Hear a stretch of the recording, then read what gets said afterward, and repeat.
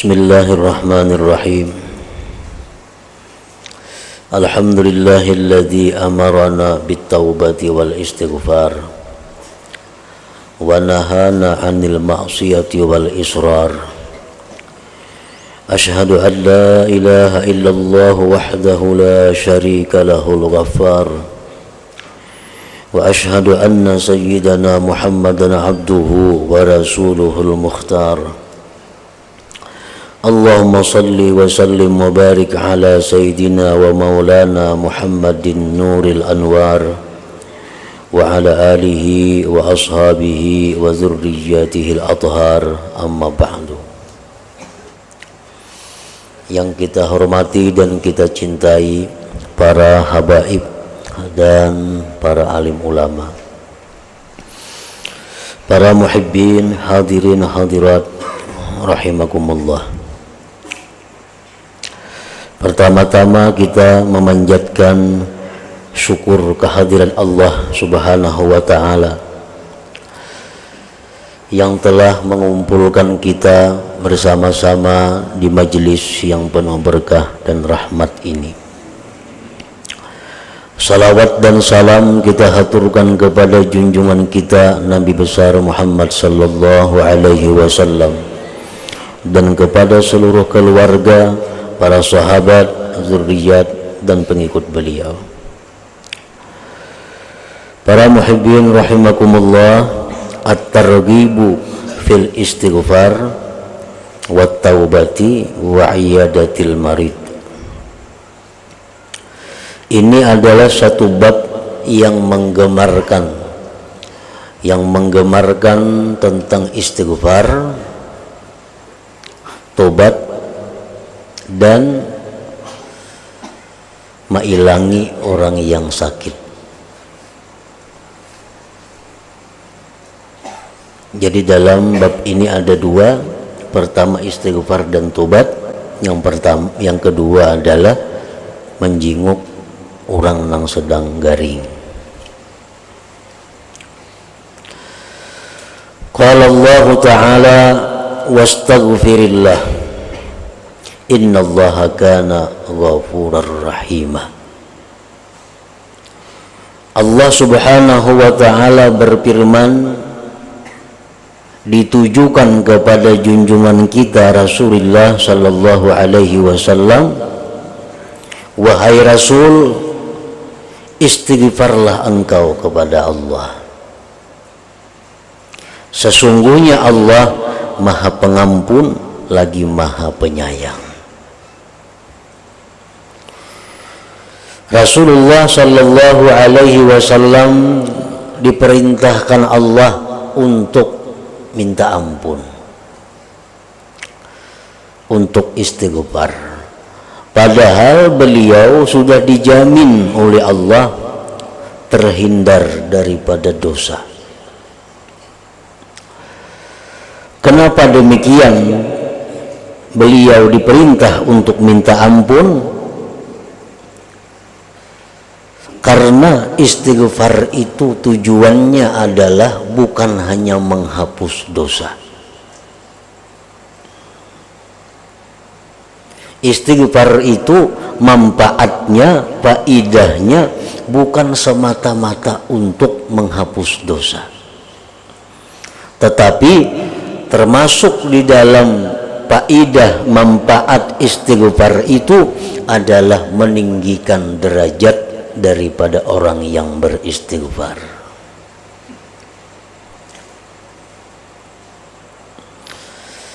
Para ulama telah mencatat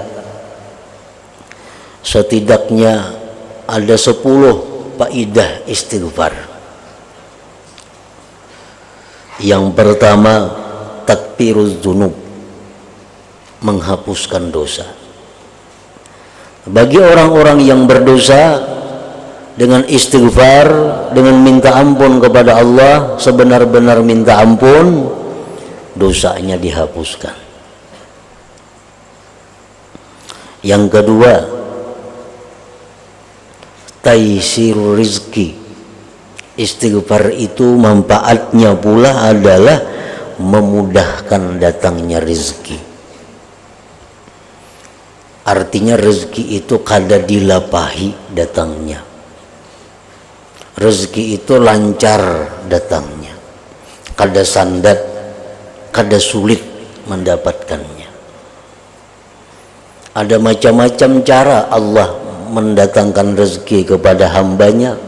Ada yang dengan susah payah, risikonya tinggi, hanyar dapat duit. Ada orang nang berdagang hanyar dapat duit. Ada orang duduk di kursi dapat duit. Ada orang nang guring diatari orang duit.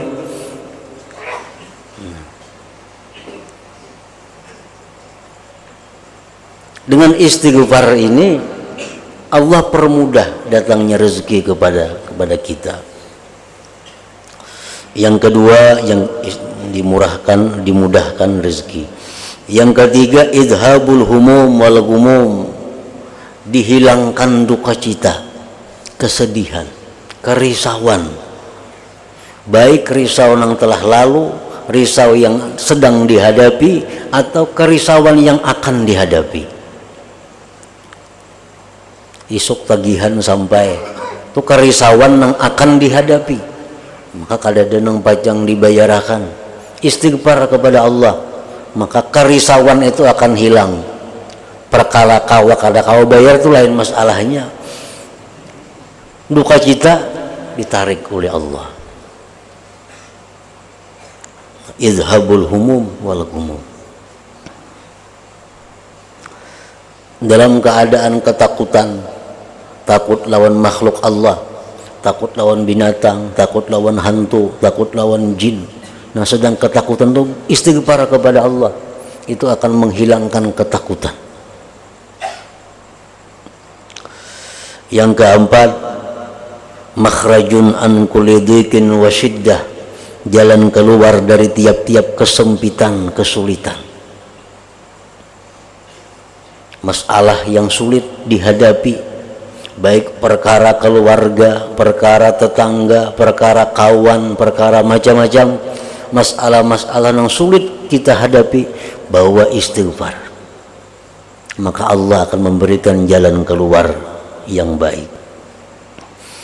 Yang kelima, barakatun fil amwal wal aulad, berkah harta dan anak, keluarga.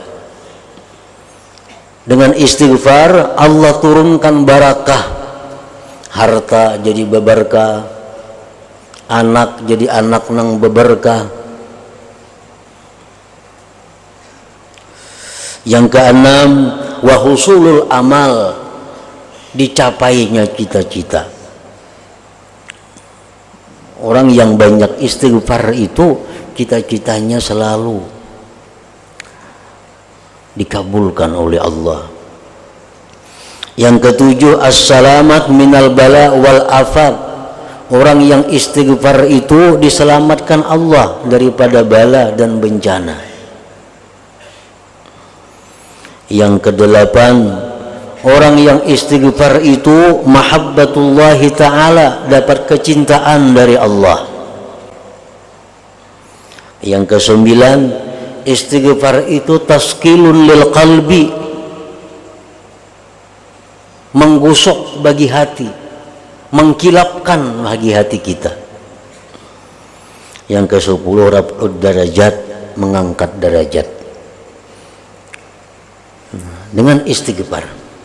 Makin banyak istighfar kita, makin banyak faedah yang kita dapatkan daripada yang 10 perkara tadi. Wa qala ta'ala, dan firman Allah Ta'ala, wa ma kana Allahu liyu'adzibahum wa anta fihim wa ma kana Allahu mu'adzibahum wa hum yastaghfirun. Dan tidaklah Allah mengazab mereka sedangkan engkau wahai Rasulullah berada di tengah-tengah mereka. Sewaktu Nabi kita dakwah di Mekah, orang-orang kafir Quraisy ini menentang. wahai Rasul, wahai Muhammad, andai kata engkau itu benar Rasulullah, turunkan kami hujan batu di langit. Andai kata ikam tu bujur-bujur Nabi, bujur-bujur Rasul, hancurkan Makkah ini. Allah menjawab, ujar Tuhan, selama engkau masih berada di tengah-tengah mereka, Allah tidak akan menurunkan azab kepada mereka itu. Dan Allah tidak akan mengazab mereka selama mereka masih mau beristighfar kepada Allah. Artinya apa? Rasulullah Shallallahu Alaihi Wasallam telah meninggalkan kita, telah pindah dari satu alam ke alam yang lain. Kita yang ditinggalkan ini agar terhindar dari azab Allah, Allah mengatakan istighfar. Dengan istighfar maka kita akan terhindar daripada azab Allah.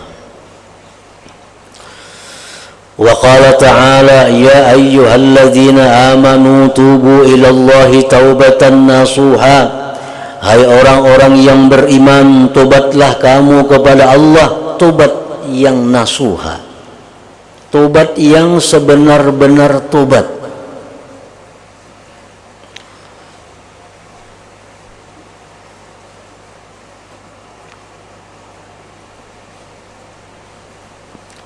Ada yang mengatakan tobat nasuha itu artinya tobat dari seluruh dosa. Walaupun kita sah, tobat itu dari sebagian dosa sah, tetapi itu kada termasuk tobat nasuha. Ada yang mengartikan tobat nasuha itu tobat yang tidak akan terulang lagi. Misalnya kita ketujuh berjudi, ketujuh berbuat maksiat macam-macam. Nah sekarang kita kawat tobat sudah semacam, nah itu sah aja tobatnya. Karena bulan akan datang tobat pulang dari dosa nang sebutingnya. Bulan akan datang tobat pulang dari dosa nang sebutingnya. Nah itu tobat itu sah, tetapi bukan termasuk golongan tobat yang nasuha. Para muhibbin rahimakumullah. Wa an Abi Hurairah radhiyallahu anhu qala sami'tu Rasulullah sallallahu alaihi wasallam yaqul wallahi inni la astaghfirullah wa atubu ilaih bil yaum aktsara min 70 marrah, rawahul Bukhari. Abi Hurairah berkata, aku mendengar Rasulullah sallallahu alaihi wasallam bersabda, demi Allah, sesungguhnya aku minta ampun kepada Allah dan bertobat kepada Allah pada sehari lebih dari 70 kali.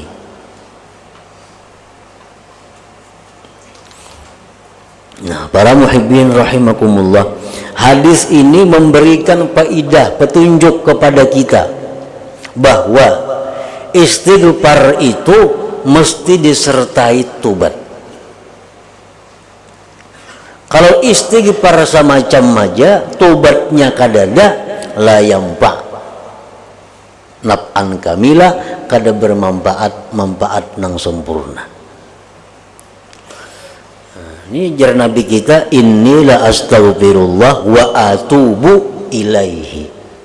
Aku istighfar dan tobat, jadi mesti digabung dua macam itu. Nah, jadi artinya kalau kita astagfirullahaladzim, aku minta ampun kepada Allah, atau ya Allah berilah hamba ini ampunan, tapi masih aja melakukan dosa, kada berhenti. Nah ini istighfarnya kada bermanfaat sebagaimana manfaat yang diharapkan. Mestinya kita ini berhenti dahulu melakukan satu dosa, kemudian kita menyesali, bercita-cita kada mau ulang lagi, nah hanyar minta ampun kepada Allah. Nah itu yang bermanfaat sempurna. Setiap kali kita mengucap astagfirullah, aku minta ampun kepada Allah, itu mesti disertai dengan penyesalan hati. terhadap perbuatan dosa.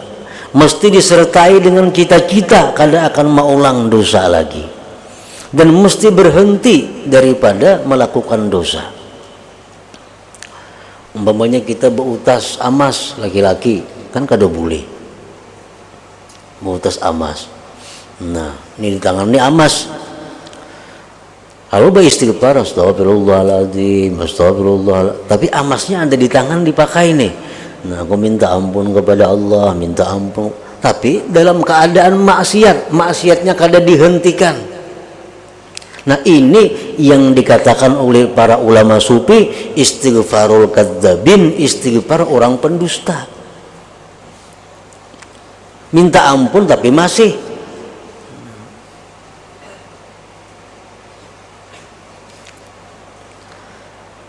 Jadi istighfar tadi dapat faidah yang 10 macam tadi manfaatnya. Itu mesti istighfar yang disertai dengan tobat. Disertai dengan tobat. Para muhibbin rahimakumullah, Rasulullah tadi beristighfar, bertobat lebih dari 70. Padahal satu istighfar kalau sudah itu benar, itu sudah menghapuskan dosa, sudah mendatangkan manfaat-manfaat yang lain tadi. Tapi Rasulullah beristighfar lebih 70 kali. Nah, kenapa demikian? Ini memberikan petunjuk faidah kepada kita bahwa di dalam seluruh anggota tubuh kita ini itu berpotensi melakukan maksiat. Kalau kada dipelihara oleh Allah Subhanahu wa ta'ala. Di rambut bisa mendatangkan maksiat, di sisingut bisa mendatangkan maksiat. Sisingut memanting, menakutani orang. Orang yang jaga-jaga tuh kan masakan berpengaruh menakutani orang itu. Terus sisingut nang maulah jadi dosa. Telinga tempatnya ada dosa, mata, mulut maginnya lagi. Nah, jadi seluruh tubuh kita ini berpotensi mendatangkan maksiat. Kalau dihitung-hitung saling banyakkan maksiat yang ada di tubuh kita ini. Nah, oleh karena itu memerlukan istighfar yang banyak juga. Sampai-sampai Nabi kita istighfar kepada Allah lebih daripada 70 kali di dalam seharinya. Wa anhu aidan radhiyallahu anhu qala qala Rasulullah sallallahu alaihi wasallam walladhi nafsi biyadihi law lam tuznibu la dhahaballahu ta'ala bikum wa la ja'a biqaumin yuznibun fayastaghfiruna Allah fayaghfiru lahum. Rawahu Muslim wa Ahmad. Dan daripada Abi Hurairah pula beliau berkata, bersabda Rasulullah sallallahu alaihi wasallam, demi diriku di tangan Allah, jikalau kalian ini tidak melakukan dosa, kada mau berdosanya, semuaan kada hendak berbuat dosa, niscaya Allah hilangkan kalian dari permukaan bumi ini, dimatikan oleh Tuhan. Dan Allah datangkan dengan kaum penduduk yang berdosa dan istighfar, berdosa dan istighfar. Fayaghfiru lahum, maka Allah mengampuni bagi mereka itu. Karena kalau Allah ni kada tenang diampuni lagi, ngapa gunanya Tuhan berisi ngaran Al-Ghaffar, Al-Ghafur, Maha Pengampun. Itu gunanya untuk orang-orang yang minta ampun kepada Allah. Jadi Allah itu katuju amun kita ini bila mana berbuat dosa minta ampun, walaupun 70 kali sehari. Berbuat dosa minta ampun pulang lawan Tuhan, berbuat dosa minta ampun pulang lawan Tuhan. Minta ampun yang sebenarnya tadi, bukan minta ampunnya orang yang maulu-ulu, bukan minta ampunnya orang-orang yang pendusta. Wa an Anas bin Malik radhiyallahu anhu qala qala Rasulullah sallallahu alaihi wasallam lallahu afrahu bi taubati 'abdihi min ahadikum sakata ala ba'iri wa qad adallahu bi ardi falad, rawahul Bukhari wa Muslim. Dari Anas bin Malik radhiyallahu anhu, beliau berkata, bersabda Rasulullah sallallahu alaihi wasallam, sungguh Allah sangat gembira dengan tobat hambanya. Lebih gembira Tuhan daripada salah seorang kalian yang terjatuh di atas tunggangannya dan sungguh ditinggalkan dia oleh tunggangannya di tanah hutan belantara. Nah, artinya kalau kita tuh di hutan belantara nang kada ada manusia, betunggangan unta, di unta itu ada bekal-bekal makanan minuman kita. Sekalinya untanya ini hilang, hilang. Nah kasih tu kamari mencari kada taulihi, taguringan kalapahan mencari taguringan. Babaya bangun guring, datang untanya di higa awak ada, lengkap dengan bekal-bekal yang sudah disediakan kada kurang. Nah kayak apa gembiranya kita di saat itu. Nah Allah lebih gembira dari orang ini bila mana hambanya bertobat kepada Allah Ta'ala. Para muhibbin rahimakumullah, daripada Allah sukanya kita bertobat itu, maksiat-maksiat nang dahulu nang kita lakukan tuh dirubah jadi taat. Mencuntan biasa, merampok biasa, menipu biasa, orang berdusta biasa, macam-macam maksiat. Lalu inya nih tobat, sebujur-bujur tobat. Allah sangat gembira. Daripada gembiranya Tuhan, dosa-dosa itu dirubah dalam catatan amalnya menjadi pahala, menjadi taat. Makin banyak maksiat nang inya tobat, makin banyak pahala yang ia dapatkan. Nang saya kongoni tobat daripada satu dosa, nang saya kongnya pulang tobat dari 100 dosa. Nah pahala tobatnya gana nang 100 dosa itu, karena Allah lebih suka dengan tobatnya orang yang banyak berbuat dosa itu. Para muhibbin rahimakumullah, jadi istighfar, minta ampun kepada Allah itu merupakan satu kewajiban bagi kita. Karena kita ini selalu berbuat dosa. Selalu berbuat dosa. Begitu kita bangun, kita buka lawang, buka jendela, kadang-kadang sudah berbuat dosa. Mata melihat nang haram, telinga mendengar nang haram.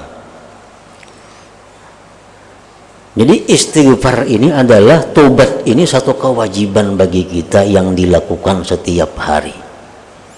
Dan oleh para ulama, mereka telah menetapkan sesuai dengan firman Allah, hadis Rasulullah, bahwa waktu yang paling tepat untuk minta ampun istighfar itu waktu sahur, itu paling baik, di akhir malam. Kenapa lebih baik di situ? Pertama, Allah memuji orang yang minta ampun di waktu itu. Yang kedua, orang yang minta ampun di waktu itu adalah di waktu Allah menawarkan ampunan. Allah berseru, ayo wahai hamba-hambaku, hal min mustaghfir, adakah yang minta ampun, fa'aghfiralah, aku ampuni baginya. Nah di saat itu kita minta ampun, maka diterima itu lebih dekat daripada kita minta ampun di waktu-waktu siang, di waktu-waktu yang lain, walaupun sama-sama pada baik. Tetapi yang terbaik itu adalah waktu menjelang akhir malam tadi.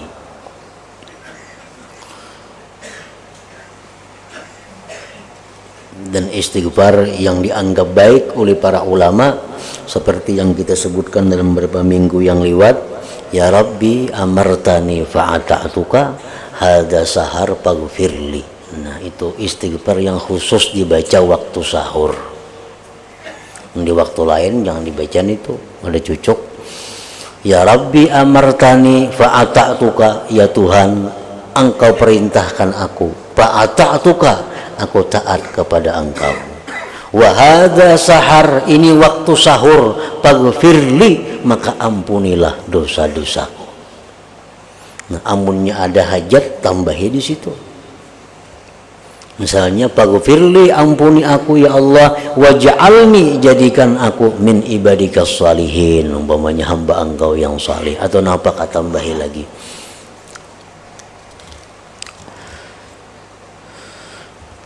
Nah, habis masalah yang pertama tobat dan istighfar.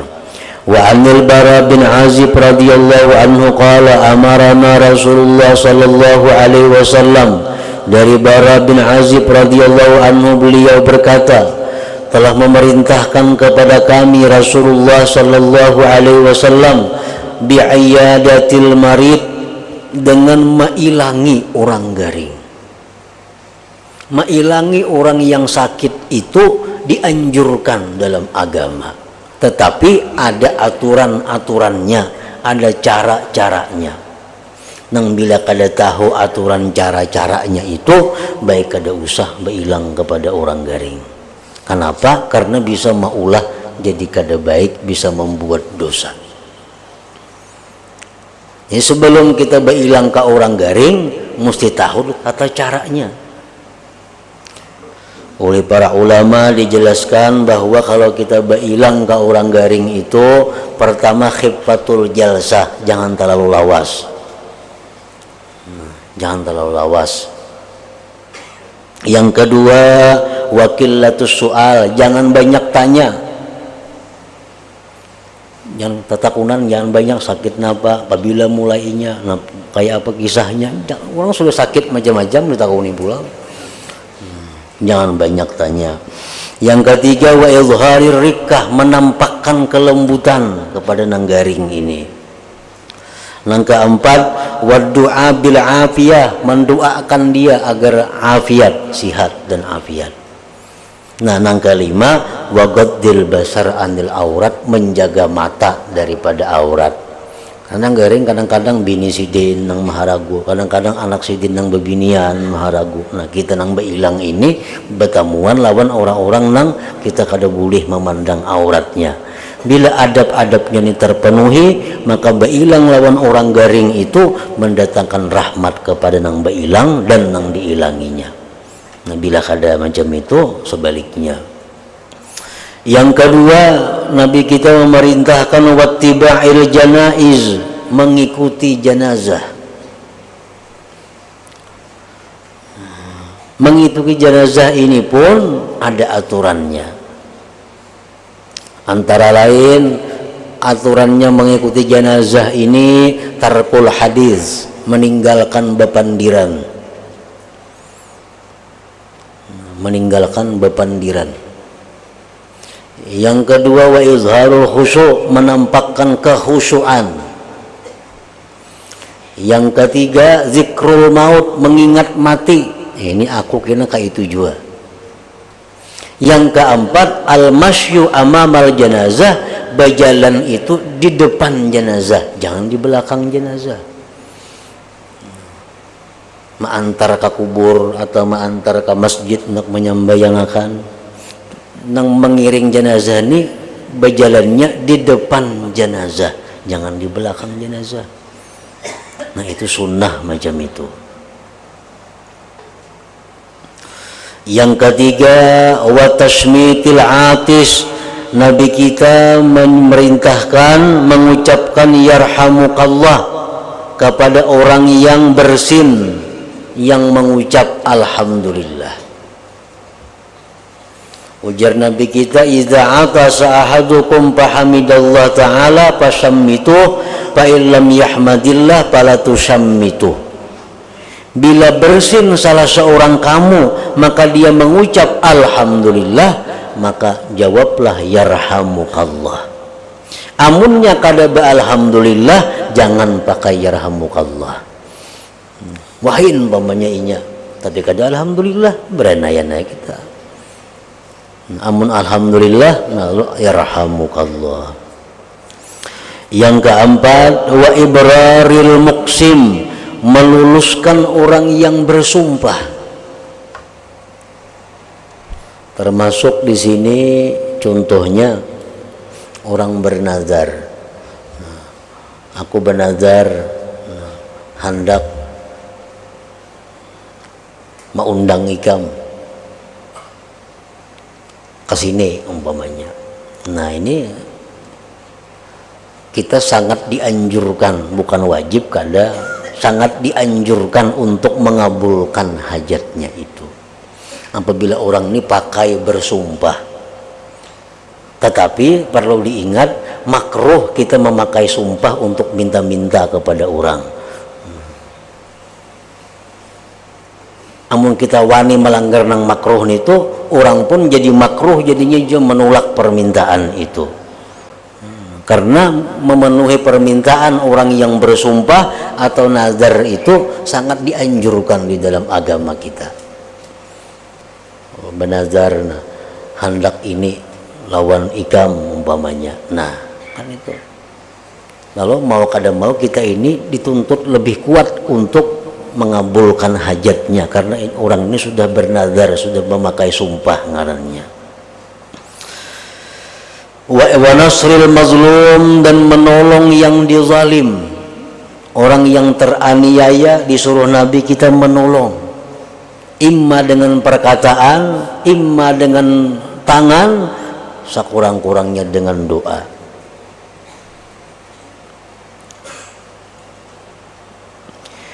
Wa ijabatid da'i, Nabi kita menyuruh juga kepada kita untuk menulaki saruan,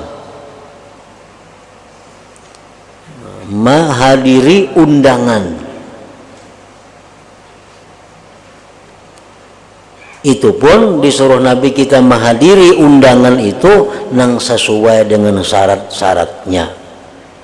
Karena menghadiri undangan itu ada nang wajib, seperti menghadiri orang bepengantinan, itu wajib. Ada menghadiri undangan itu sunat, seperti menghadiri orang bersalamatan. Nah, ada menghadiri undangan itu nang haram, seperti menghadiri undangan nang di situ banyak maksiat-maksiatnya. Itu banyak maksiat di situ. Berkumpul laki-laki, bini-bini, nang auratnya kelihatan. Nah, kita di situ diundang ke situ, kita haram mengabulkannya. Kecuali kita kau menegakkan amar ma'ruf di tempat itu, nahi munkar kawa. Nah, ayo jatuhlah kepada undangan itu. Yang terakhir, wa ifsya'is salam, Nabi kita menyuruh untuk menebarkan, mengucapkan assalamualaikum kepada orang yang engkau kenal atau yang tidak engkau kenal. Nah, hadis ini muttafaq alaih dalam Bukhari dan Muslim. Nah, selanjutnya at-targhib bil khawf war raja. Ila hadratin Nabi sallallahu alaihi wasallam. Al-Fatihah. A'udzu billahi minasyaitonir rajim. Bismillah. Iyyaka na'budu wa iyyaka nasta'in. Ihdinas siratal mustaqim. Siratal ladzina an'amta 'alaihim. Asyhadu an la ilaha illallah wahdahu la syarika lah. Wa asyhadu anna sayyidana Muhammadan 'abduhu wa rasuluh.